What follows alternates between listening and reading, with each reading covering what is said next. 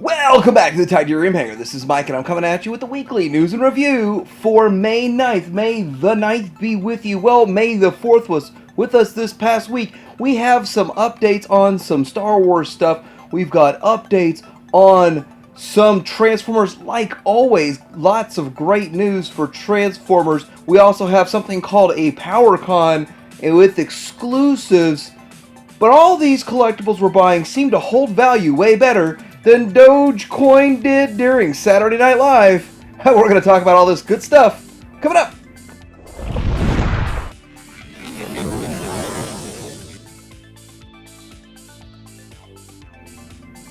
We're going to start out by talking about a few things from Show Z. Right now you can pre-order this Magic Square MSB09 Yellow Trailblazer Trailbreaker Diaclone Limited Edition. It is $39.99, $1 down for a deposit, and it should come out in September of this year, and it's kind of interesting. It's kind of one of those one-off things for your Legends collection. We also have some pre-orders up for the KFC EAVI Metal Phase 11A Strato Tanker Octane Metallic version. So this is going to be our metallic repaint, I believe a metallic repaint, of the KFC's original version that came out. So I do want to say this has the scale going for it. It has the size. It's 8.66 inches tall, so probably not quite as tall as like Thomas and them, but it's much bigger than the other one, which I think was the Unique Toys version. So it looks pretty good, and with that metallic, the paint job, it should pop. It's $150 with $2 down. Should be out in September. Now the big news that I found on Show Z, I found this on Show Z, and then as I was digging, I found it in other places kind of getting posted around.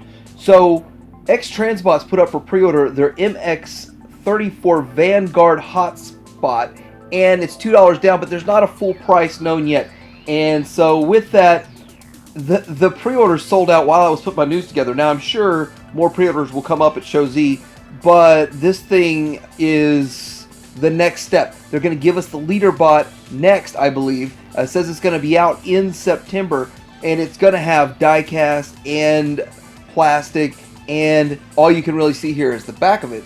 Now there's no information on combining parts, or is this going to be all you need to build your Defensor, or will there be combining parts? Obviously there's going to need to be some sort of combining parts. Will they be included with this? We're going to find out more information about that, I guess, when it's released and we start seeing reviews of this thing. But it does look pretty clean, pretty solid. So I have my own question: are they hiding a lot of the panel lines with this render, or is it really going to be this clean and this solid? Because what we talk about here in a little bit is the opposite.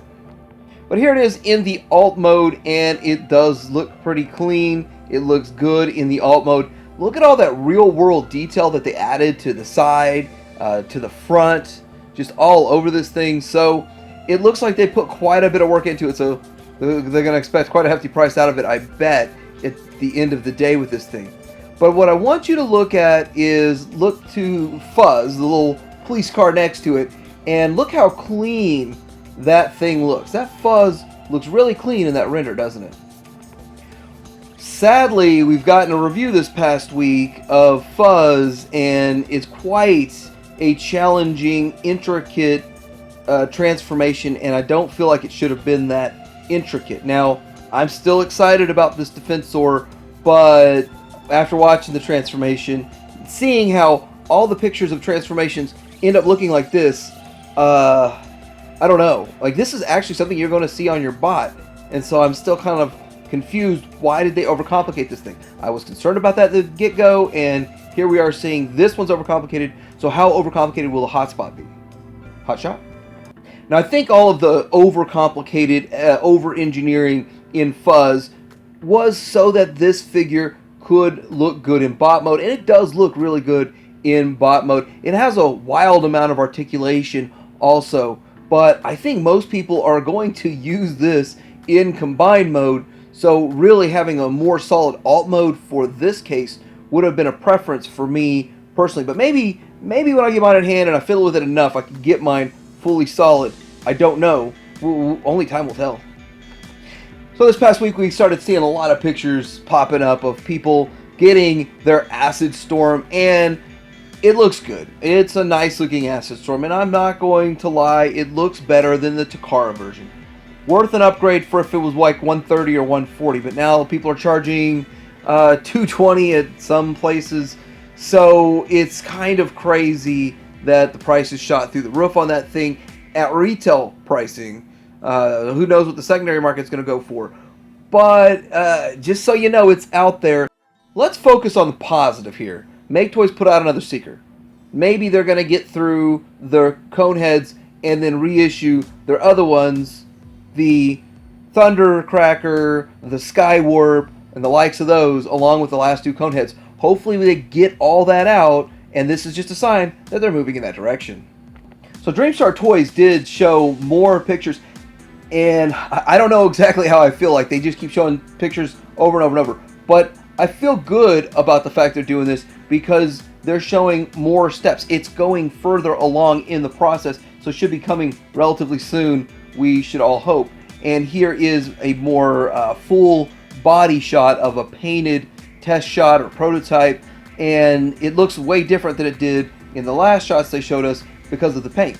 And it still looks pretty good. Now, this is a bit stylized, but I could get with this. It's G1 enough. It's not too stylized. It didn't go way out there, so it'll work even if you're wanting to put together a pretty G1 set.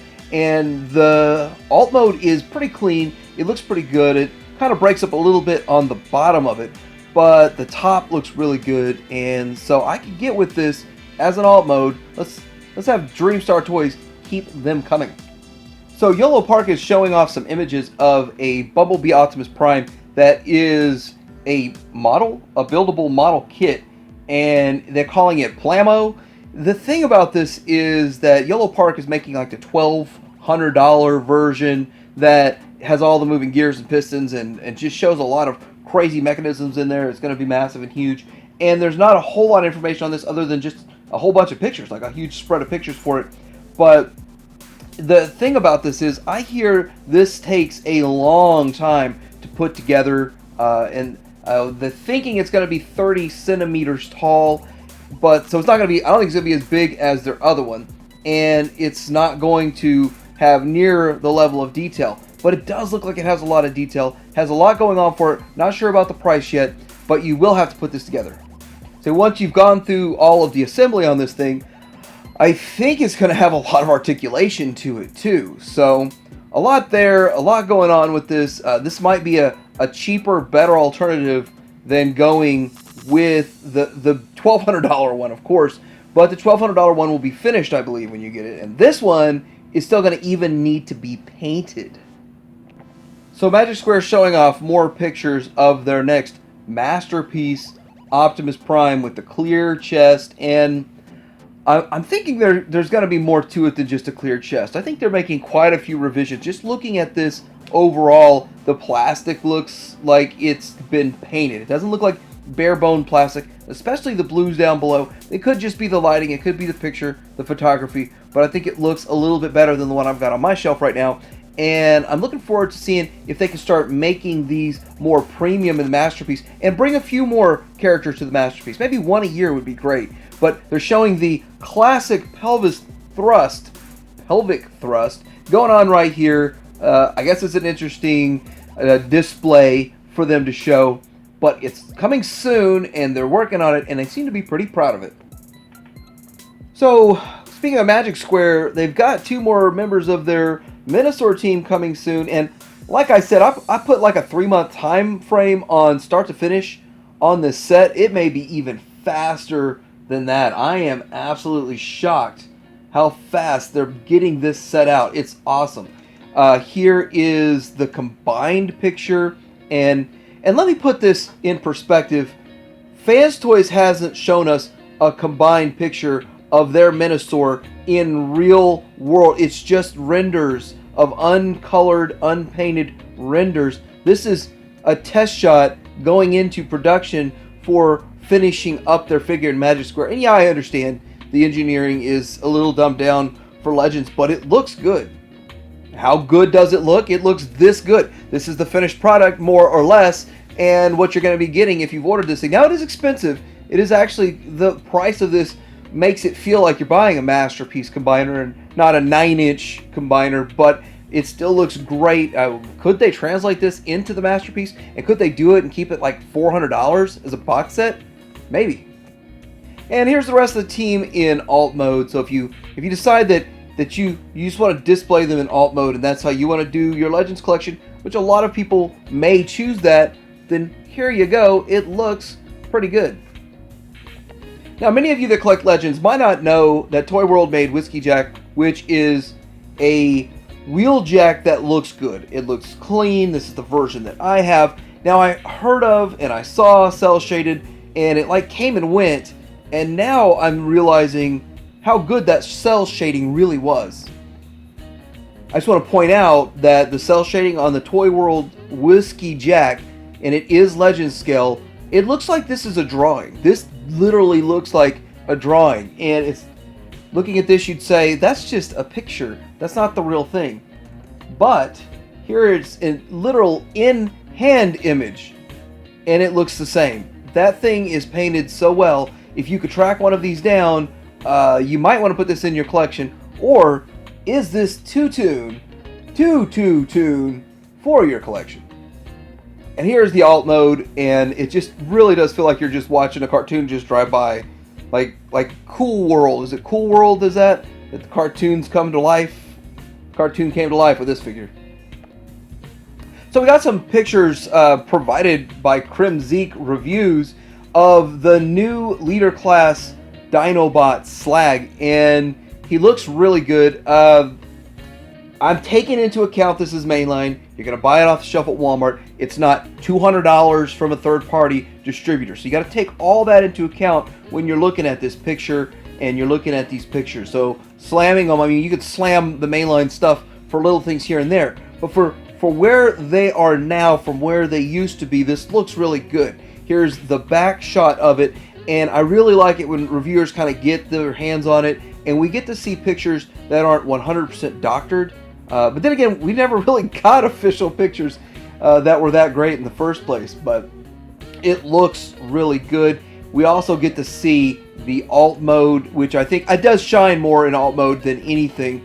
I would have liked to have seen, instead of the white around the horns and that back piece, I would have liked to have seen more of a like a vac metallized look, but they don't do vac metallized anymore, so I guess that's just a pipe dream I'm gonna have to live with or without and deal with. Here's the Daniel in the exosuit, which I don't know about this thing, so I don't know.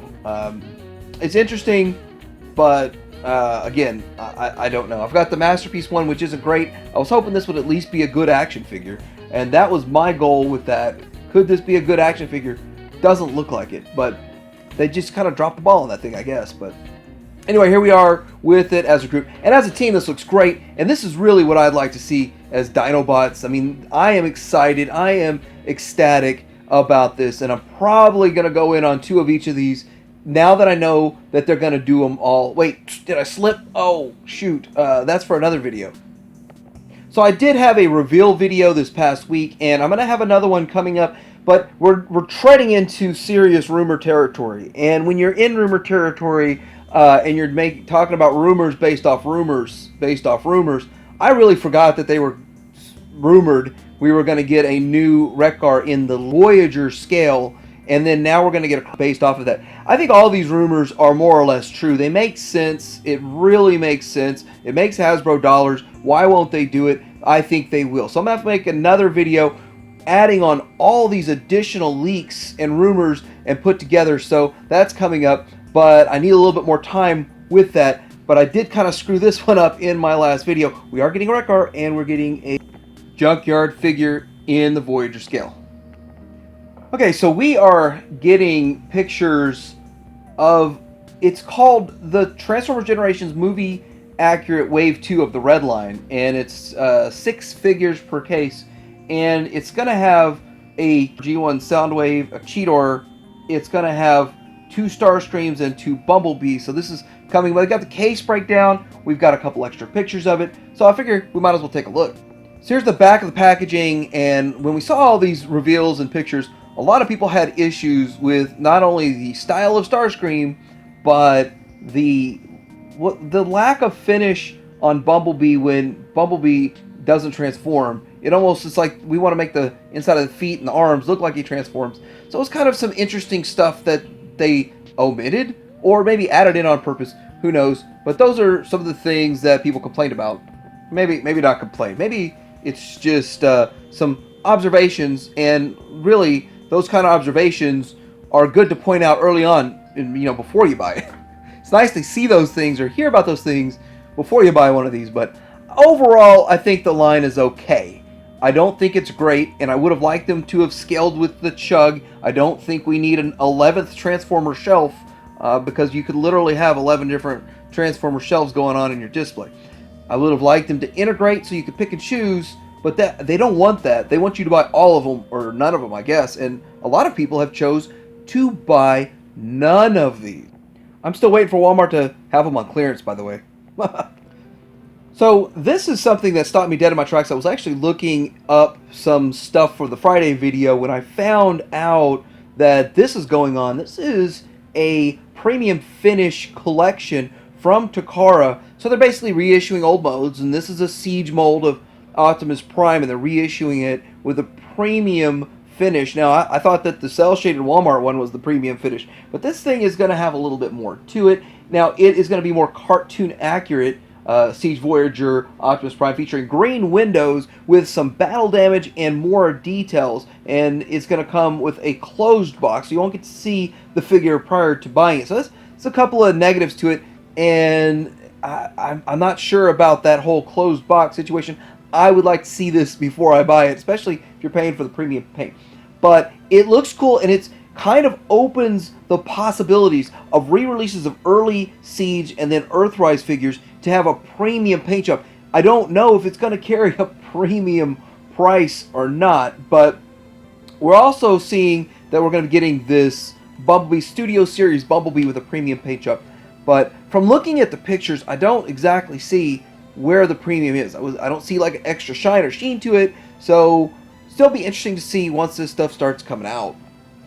So we've got some pictures of the Kingdom Deluxe Class Scorponok from Beast Wars, not from G1, so you got this dude. And I remember this guy from the cartoon. He was pretty cool, and I think this is a fairly decent representation of the character. And one thing that you see from this picture here is all of the surface detail that you would see, you would expect from this character. It matches the tune pretty well when it comes to all that surface detail, and it looks good. Overall, this thing looks good. If you're a Beast Wars collector, you're kind of lucky, because this thing is pretty much nailing what you're looking for in a Scorponok, and it blows away what they did in the 90s. Here it is in the Scorpion mode. When it comes to Beast Wars, it's a tough one. It's a tough one. What mode do you display them in the most?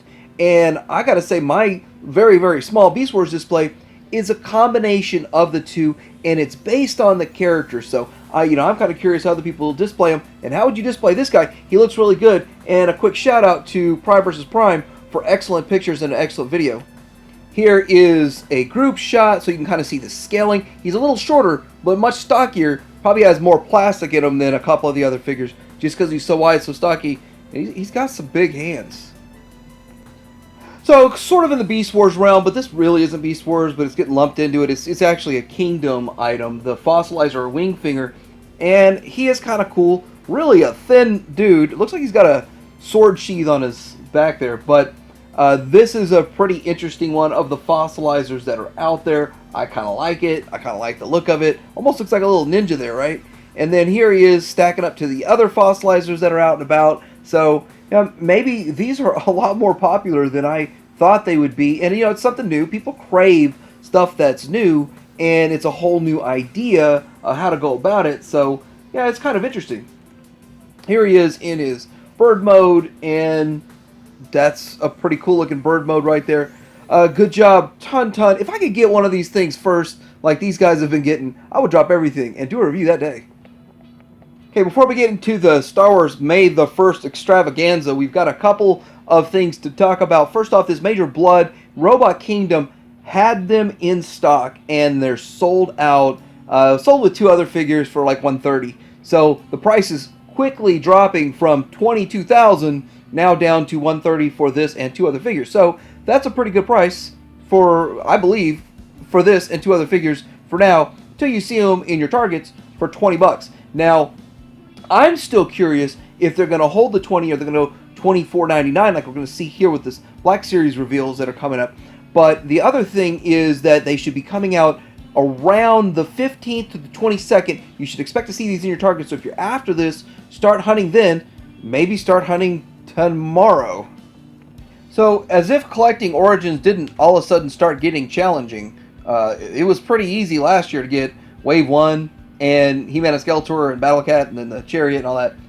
But now it's been a challenge, and now we've got PowerCon exclusives. This is $150, the Horde multi-pack, and it comes with a blue Hordak, a dark Grizzlor, a crimson Horde Trooper, and a shadow Horde Trooper for $150. I'm kind of thinking one of these is going to get re-released with a slightly different paint deco.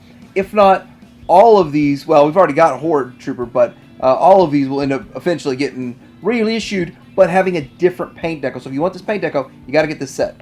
Next, we got the $60 Faker set. It's the Origins Faker set, and it's the Leo Faker and the Duplicate for it's not really the Battle Cat, it's a Duplicate. But anyway, kind of cool idea. It's there if you're into it. 60 bucks.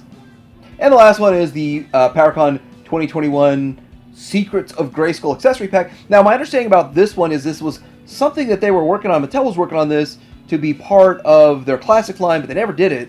So it's kind of something that was a project in the works. I don't know. I didn't follow it that close, but still looks pretty cool.